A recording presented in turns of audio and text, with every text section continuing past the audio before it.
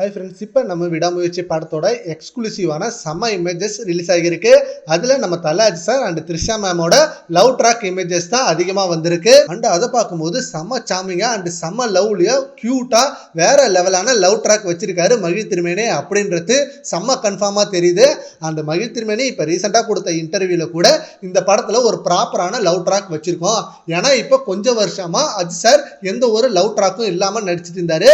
But இந்த படத்தில் அந்த லவ் செம்மையா வச்சிருக்கோம். அண்ட் அதுவும் அவரோட லவ்லி பேரான த்ரிஷா மேம் கூட தான். சோ இந்த பேரை தியேட்டர்ல பார்க்க செம்மையா இருக்கும் அப்படின்னு சொல்லியிருக்காரு. நம்ம ஏகே ஃபேன்ஸும் அந்த ஒரு மொமெண்ட்டுக்கு தான் வெயிட் பண்ணிட்டு இருந்தாங்க. நம்ம ஏகே சார் ஒரு செம்மையான லவ்லி சீன்ல நடிக்கணும் அப்படின்னு. பட் கொஞ்சம் வருஷமா அந்த மாதிரி படங்கள் சரியா அமையல. ஃபுல் அண்ட் ஃபுல் ஆக்ஷனாக தான் இருந்தது.